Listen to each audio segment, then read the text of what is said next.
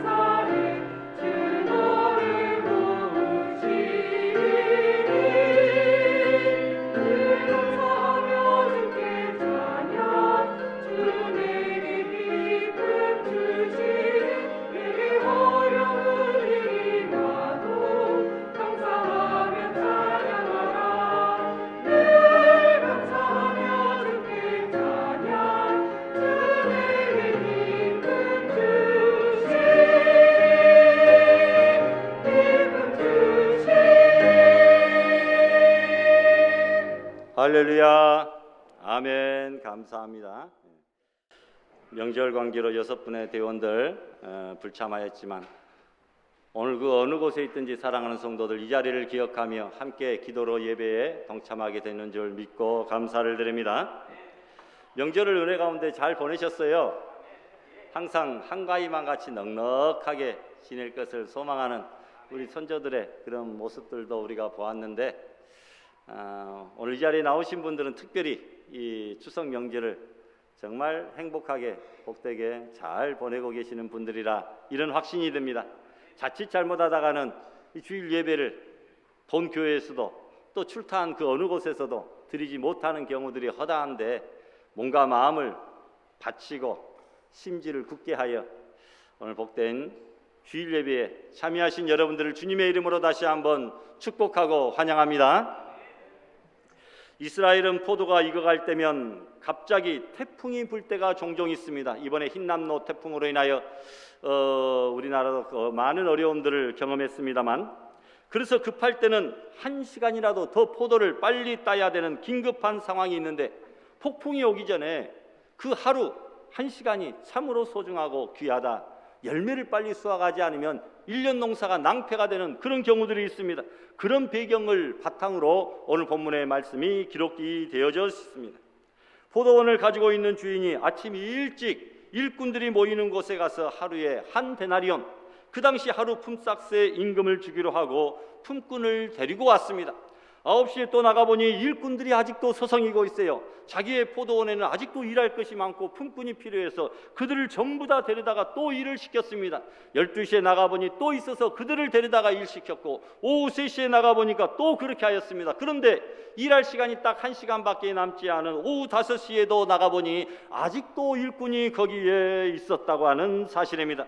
이제 6시에 해가 지니까 1시간 정도밖에 일할 시간이 남지 않았는데도 주인은 그 일꾼에게 6절에 물어봅니다. 너희는 어찌하여 종일토록 놀고 여기 섰느냐? 그럴 때 그들이 대답하죠. 우리를 품꾼으로 써주는 이가 없습니다. 그래? 그러면 너희들도 나의 포도원에 들어와라. 그리고 1시간 만에 포도원의 모든 일이 끝났습니다. 주인은 청지기에게 말합니다. 8절에 보니까 품꾼들을 다 불러 모으고 나중 온 자로부터 시작하여 먼저 온 자들까지 품삯을 나눠줘라. 여러분, 하루 일당 받을 때가 제일로 즐거운 시간 아니겠습니까? 그런데 5번째 들어와서 1시간 겨우 일한 그 일꾼에게 한 데나리온에 약속한 하루 일당의 품삯을 지불하는 것이었습니다. 먼저 온 일꾼들은 자기들은 더 줄 줄 알고 내심 기대하고 있었습니다. 그런데 자기에게도 한 데나리온만 주는 것이었습니다. 그래서 불평하며 말합니다. 나중 온 이 사람들은 1시간만 일하였거늘 종일 수고와 더위를 견딘 우리와 같게 하였나이다. 불평을 하죠. 주인이 말합니다. 13절 이하에 우리 다 같이 한번 주인의 심정을 가지고 봉독해 볼까요? 친구여, 내가 내게 잘못한 것이 없노라. 내가 나와 한 데나리온의 약속을 하지 아니하였느냐? 내 것이나 가지고 가라. 나중 온 이 사람에게 너와 같이 주는 것이 내 뜻이니라. 내 것을 가지고 내 뜻대로 할 것이 아니냐? 내가 선함으로 내가 악하게 보느냐? 예수님께서 이렇게 말씀하시면서 총 결론을 16절에 말씀합니다. 이와 같이 나중된 자로서 어떻게 된다고요? 먼저 되고 또 먼저 된 자로서 나중되리라. 오늘 본문은 은혜에 대한 이야기입니다. 교회에서 가장 많이 쓰여지는 단어들이 있습니다. 장로님의 기도에도 제 설교에도 우리 성도들의 대화 속에도 전부 다 가장 많이 쓰여지는 단어가 사랑과 믿음과 은혜와 예배와 성령과 기도와 이런 단어들인데, 그 중에 오늘은 은혜에 대해서 은혜란 과연 무엇일까? 이것을 생각해 보려고 합니다. 은혜는 원어로 카리스라고 합니다. 이 카리스라고 하는 말은 값없이 주시는 공짜 선물, 값없이 주시는 선물, 이런 의미가 바로 은혜다라는 겁니다. 어떤 것이 은혜인지 3가지로 오늘 살펴보며 함께 은혜를 나누기를 원합니다. 첫 번째, 왜에 대한 대답이 바로 은혜다라는 겁니다. 제가 앞으로 여러 가지 질문들을 여러분들에게 드릴 텐데 모두 정답은 하나입니다. 백문일답이에요. 정답이 뭐라고요? 은혜. 제 물음에 모두 은혜라고 대답하시기를 바랍니다. 왜 하나님은 성실한 에서를 선택하시지 아니하고 교활한 사기꾼 같은 야곱을 선택하셨을까요? 은혜. 이 정답이 은혜로 하나님이 교활한 사기꾼 같은 야곱을 선택하셨다라는 겁니다. 왜 하나님은 소돔과 고모라는 음란하다고 선지자 1명 보내지 아니하고 멸망시키시면서 원수 나라 니느웨 성은 요나를 보내어 모두를 구원하셨던 것일까요? 은혜. 왜 하나님은 돈키호테 같은 삼손에게 그렇게 큰 힘을 주신 걸까요? 은혜. 왜 하나님은 불륜 관계에서 태어난 솔로몬에게 그렇게 전무후무한 부귀영화와 탁월한 지혜를 주셨을까요? 은혜. 왜 하나님은 수많은 어부들 가운데 하필이면 베드로를 선택하셔서 수제자로 삼으신 걸까요? 은혜. 왜 하나님은 하필이면 예수 믿는 이들을 핍박하는 사울을 선택하셔서 최고의 바울 선교사로 삼으신 것일까요? 은혜. 욥과 아브라함은 동시대 사람입니다. 그런데 욥은 동방 최고의 믿음의 사람이었습니다. 그런데 왜 하나님은 메시아 조상으로 그렇게 믿음의 사람 욥을 선택하지 않으시고 우상 숭배자인 아브라함을 선택하셨을까요? 은혜입니다. 베드로도 야고보도 감옥에 갇혔습니다만, 그런데 왜 야고보는 감옥에서 순교하게 하시고 예수님을 부인했던 베드로는 천사를 보내어 감옥에서 이끌어내셨을까요? 은혜죠. 이새에게는 아들이 8명 있었는데 왜 하나님은 그 중에 막내 아들 그 어린 다윗을 왕으로 선택하여 기름을 부으셨을까요? 은혜죠. 왜 하나님은 이 세상에 잘나고 똑똑한 사람들, 세상에 그 많은 사람들을 제쳐놓고 왜 못나고 부족하고 연약한 우리들을 하나님의 자녀 삼기 위하여 예수님을 십자가에 죽이시기까지 하시면서 구원해 주셨을까요? 은혜. 하나님의 은혜로 우리 같은 사람도 구원받아 하나님의 복된 자녀가 된 줄 믿으시기를 바랍니다. 본문의 이야기도 마찬가지입니다. 왜 주인은 1시간밖에 일하지 않은 일꾼에게 하루 종일 12시간 일한 일꾼과 같은 똑같은 한 데나리온의 임금을 주셨을까요? 은혜죠. 대답은 다 같이 은혜다, 은혜다라는 겁니다. 불교의 고행, 힌두교의 업보, 유대교의 율법, 이슬람교의 법전, 이 모든 것들은 자기가 노력한 만큼, 자기가 일한 만큼, 자기가 행한 만큼 복을 받기도 하고 벌을 받기도 하는 것이죠. 인과응보죠. 그러나 우리 기독교는 그런 종교가 아니라 바로 은혜의 종교입니다. 공짜로 거저 구원을 받는 종교다라는 것이죠. 얼마 전에 뉴욕타임스에서 일본인 범죄에 대한 분석 결과를 내놓았습니다. 10만 명당 미국은 감옥에 가는 사람이 519명입니다. 그러니까 200명 중에 1명, 200명 중에 1명이 감옥에 있었습니다. 그런데 일본은 10만 명당 37명밖에 되지 않았다라는 거죠. 미국의 한 15분의 1, 그 20분의 1밖에 되지 않는다. 그 이유를 기자가 분석했습니다. 일본에서 살인죄로 15년 형을 받고 추록한 사람을 인터뷰했는데 감옥에 있는 15년 동안에 단 한 사람도, 단 한 명의 가족도 그를 면회오지 않았다. 그를 면회오지 않았다. 범죄자를 둔 가족들이 그를 완전히 외면하고 그에게 관심조차 두지 않았다. 세상 사람들의 이목도 두렵고 그래서 그랬다는 겁니다. 감옥에서 나오는 날 교도소 앞에 아내와 아들이 처음으로 나타났는데, 그러나 아내와 아들이 말합니다. 당신 출소하고 나면 절대로 우리 동네 근처에는 얼씬도 하지 마시오. 우리 가족도 볼 생각도 마시오. 라는 겁니다. 15년 감옥에 있는 동안 세 딸이 모두 결혼하였습니다. 그러나 누구도 만나주지도 않고 상대하여 주지도 않았습니다. 그는 울면서 말합니다. 손자 손녀도 4명이나 되는데 단 한 번도 얼굴도 못 보고 사진도 못 봤습니다. 여러분, 일본은 은혜와 사랑이 아니라 철저히 율법과 공의적인 자업자득의 인과응보의 그런 사회였던 것이었습니다. 그래서 일본인의 범죄율이 다른 나라의 범죄율보다도 훨씬 더 낮더라. 아주 사람 취급을 안 해버리니까 그들이 범죄하지 않으려고 노력하더라라는 것입니다. 미국의 포드 자동차 회사는 직원들 등급이 정확하게 정해져 있습니다. 모두 27등급입니다. 평사원, 이제 막 들어간 평사원은 1등급입니다. 대표이사가 27등급입니다. 주차장을 무료로 사용하려면 9등급이 넘어야 됩니다. 13등급이 되면 책상이 창가 쪽으로 배정받고 책상에 화분이 하나씩 놓여집니다. 그리고 16등급부터는 화장실이 따로 있는 개인 사무실이 배정이 됩니다. 이것은 은혜가 아닙니다. 자기가 일한 만큼 대가만큼 수고한 만큼 받는 것, 이것은 은혜가 아니죠. 노력만큼 주어지는 임금은 은혜가 아닙니다.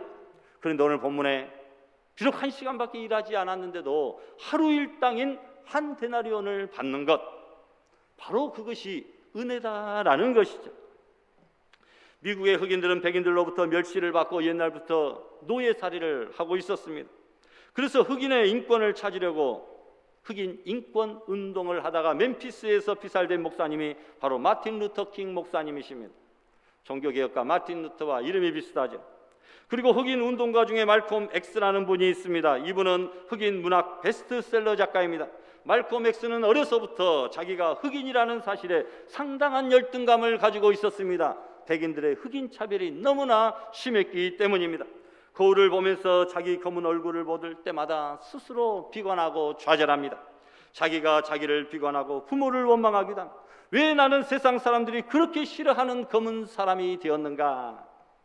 하루는 세숫빈으로 하루 종일 검은 얼굴을 닦아보기도 하고 얼굴을 희게 하여 보려고 여러 가지 화학약품도 써가면서 무진장 노력을 하였으나 허사입니다.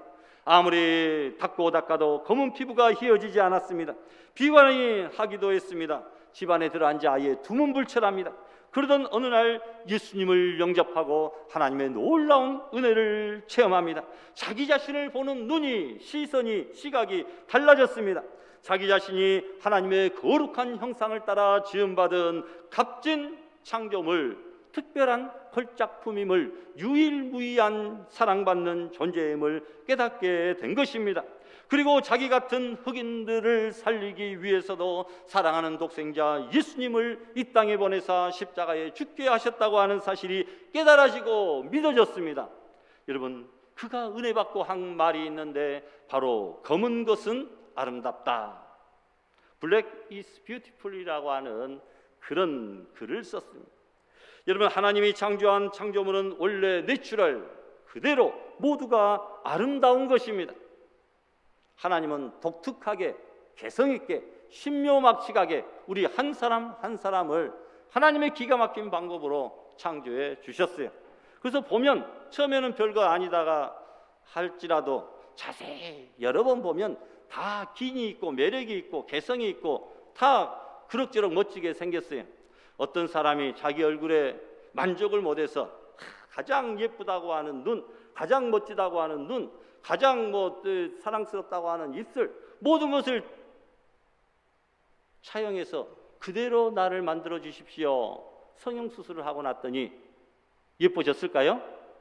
여러분, 성괴라고 하는 말이 왜 나왔겠습니까? 성형괴물이 되어 있더라. 가장 예쁜 거 조합해서 만들어서 딱 해놨더니 별로 멋지지도 않고 이상한 사람이 되어 있더라라는 것이죠. 여러분, 하나님께서 우리를 있는 그대로 가장 아름답게, 가장 복되게, 개성있게, 멋지게 하나님의 형상을 따라 창조하여 주신 줄 믿으시기를 바랍니다. 검은 피부도 하나님이 창조하셨으니 아름답다. 그는 처음으로 자기의 피부로부터 자유함을 얻었습니다. 하늘을 나는 것처럼 기뻤습니다. 어깨에 두 날개를 단 것처럼 홀가분한 기분이었습니다. 그동안 자기의 아팠던 경험을 되새기면서 글을 썼는데 그 글은 일약 베스트셀러가 되었다라는 것입니다. 여러분, 1시간 일한 품꾼이 하루 일당을 받은 것이 은혜인 것처럼 오늘 세상 모든 사람들 중에서 비록 잘난 것이 없어도, 비록 선한 행실을 하지 않았어도, 비록 공로와 자격이 없어도 우리가 하나님의 은혜로 구원받은 것인 줄 믿으시기를 바랍니다. 두 번째로 여러분, 어떤 것이 은혜냐? 바로 불구하고가 은혜다라는 겁니다. 하루 종일 놀고 1시간 일하였음에도 불구하고 하루 일당 임금을 받았다. 그러니까 1시간 일한 일꾼은 일에 대한 품삯을 받은 것이 아니라 주인의 사랑의 마음, 곧 은혜의 마음을 받은 것입니다. 그래서 여러분, 이런 말이 있습니다. 하나님은 우리에게 품삯을 주시는 분이 아닙니다. 바로 은혜를 주시는 분입니다. 할렐루야. 우리가 품삯을 주시는 하나님이라고 하였다면 우리가 행한 대로 보응받으면 이 자리에 앉아있을 사람이 과연 누가 있겠습니까? 하나님은 우리에게 행한 대로 대접하시는 품삯을 주시는 것이 아니라 은혜를 주시는 분인 줄 다시 한번 믿으시기를 바랍니다. 자격이 모자람에도 불구하고 주시는 것, 내가 하나님 앞에 미안하고 죄송스러움에도 불구하고 주시는 것이 바로 은혜다라는 거죠. 그런데 이 일꾼은 거짓말을 했습니다. 포도원 주인은 6시, 9시, 12시, 3시 그리고 5시에 나가보았습니다. 그리고 갈 때마다 장터에 서성이고 있는 모든 사람을 전부 다 데리고 들어갔습니다. 그러니까 지금 5시에 남아있는 일꾼들은 아침부터 그 자리에 남아있는 사람들이 아닙니다. 다른 곳에서 헤매다가 놀다가 시간이 다 돼가니까 부모에게 혼날까봐, 아내에게 바가지 긁힐까봐 그 자리에 잠깐 나와본 바로 그런 사람들이죠. 그럼에도 불구하고 이 사람들은 이렇게 변명을 합니다. 7절에 우리를 품꾼으로 써주는 이가 없습니다. 그들이 그 전에 나가 있었더라면 주인이 전부 다 데려갔었는데 무슨 말이냐? 품꾼으로 써주는 이가 없단 말은 거짓말입니다. 주인에게 거짓말을 했음에도 불구하고 주인은 모른 척하고 그들에게도 똑같이 한 데나리온을 그래 하고 주셨다라는 것입니다. 이것이 은혜죠. 죄인임에도 불구하고 거짓을 행하였음에도 불구하고 하나님께서 똑같이 구원의 놀라운 은혜 한 데나리온의 품삯을 주셨습니다.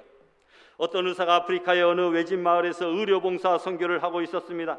그런데 그 마을에 외국 유학을 마치고 돌아와서 조국 부흥을 위해 축산업을 하는 똑똑한 부자 총각이 있었는데 그와는 언어가 통하기에 서로 교류하며 잘 지내고 있었습니다. 그런데 그 마을에 독특한 결혼 풍습이 있습니다. 여자에게 청혼을 할 때 남자가 결혼 지참금으로 암소를 끌고 처녀의 집으로 갑니다. 그리고 외칩니다. 장인어른, 암소를 받고 딸을 주세요. 1등 신부감에게는 암소 3마리, 괜찮은 신부감에는 암소 2마리, 그리고 보통 신부감이면 암소 1마리로도 결혼을 승낙받을 수가 있었습니다. 어느 날 의사는 이 청년이 친구들에게 둘러싸여 누구에겐가 청혼을 하러 가는 것을 보았습니다. 그런데 이 청년이 몰고 나온 청혼의 선물은 암소가 몇 마리였을까요?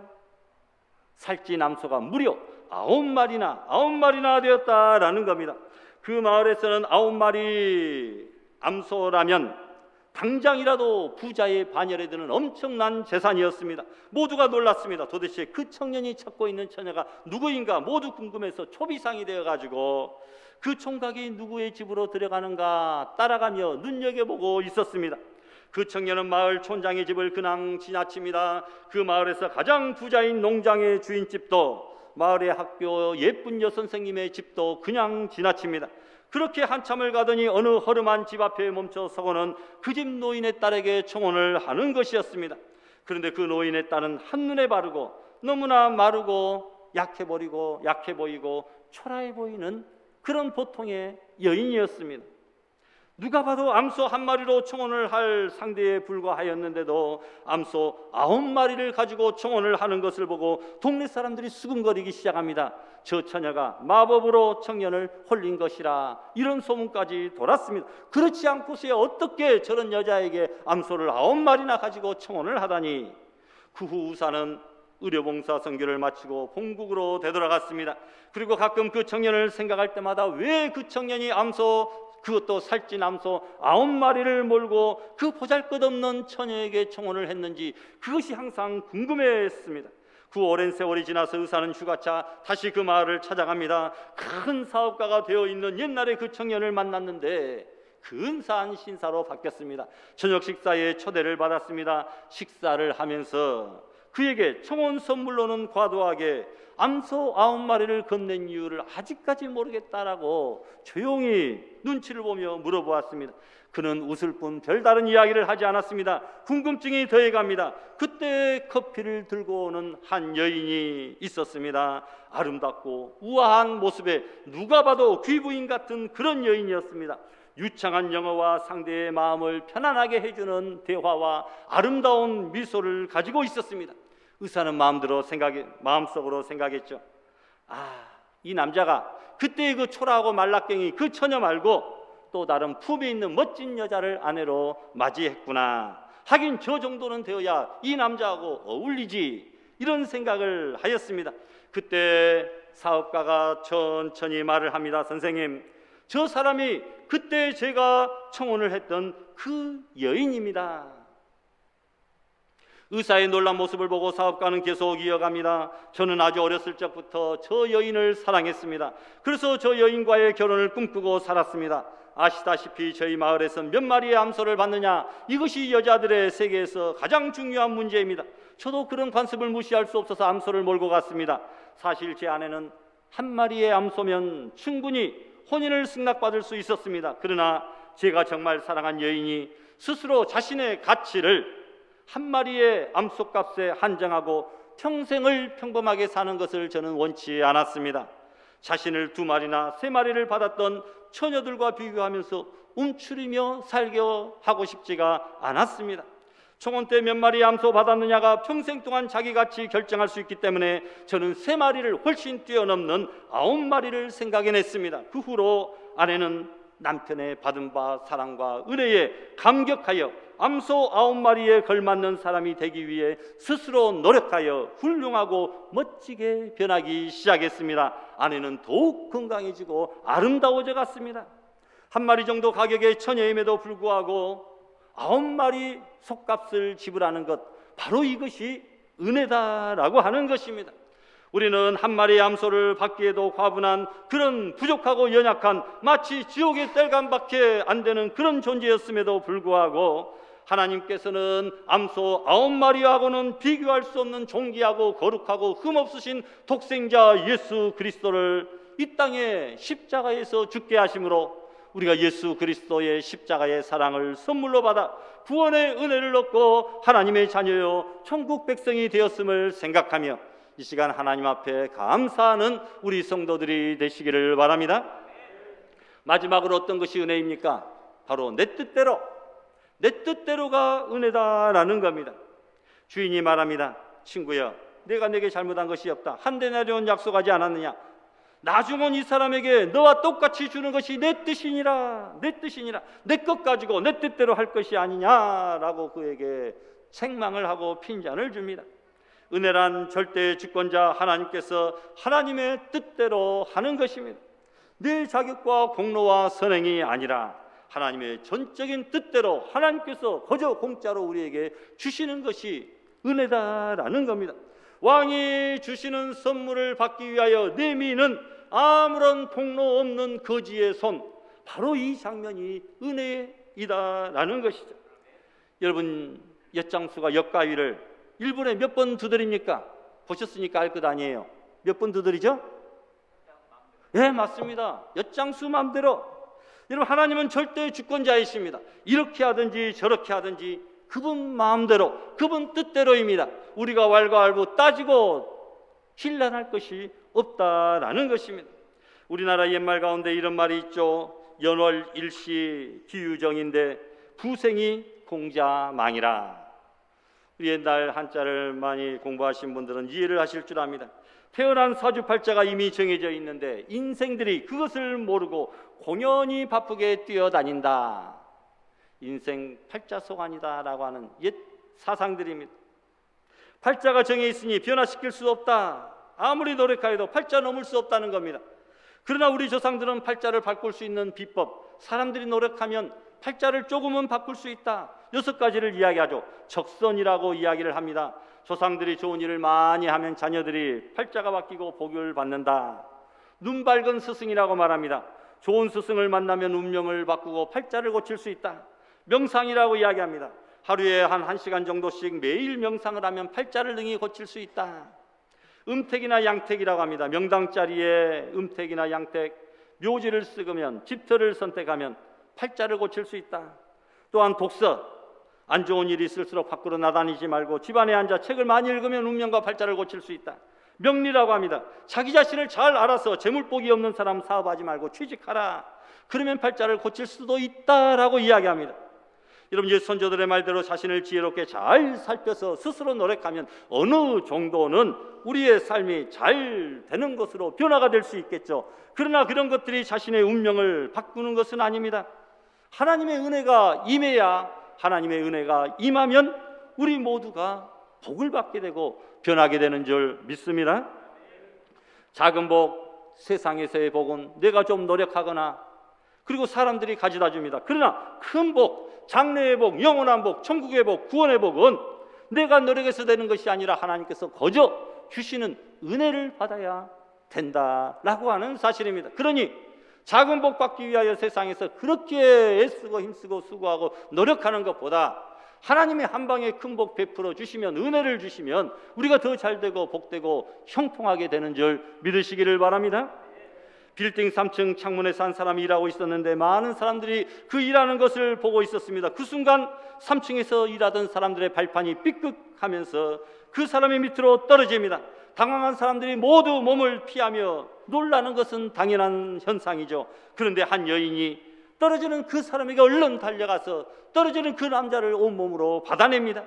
그리하여 떨어지는 그 사람의 목숨은 구했으나 밑에서 받은 그 여인의 뼈가 부스러지면서 평생 불구가 되었습니다. 그런데 떨어진 사람은 자기를 받아주고 불구가 된 그 여인과 결혼하여 평생 그를 돌봐주었다라고 하는 아름다운 이야기입니다. 말씀을 맺습니다. 사람도 자기를 사랑하여 준 이에게, 자기에게 목숨을 아끼지 아니하는 사람에게 일평생 보답을 하며 사랑을 베풀며 살아갑니다. 그런데 예수님은 우리에게 영원한 생명을 주시기 위하여 십자가에서 못 박혀 죽으신 분이십니다. 우리가 예수님과 예수님을 보내주신 하나님을 위하여 살아가겠다고 결심하는 것, 다짐하는 것, 은혜 받은 자의 마땅한 모습인 줄 믿습니다. 은혜는 축복입니다. 우리는 하나님으로부터 말로 닿을 수 없는 복을 받았습니다.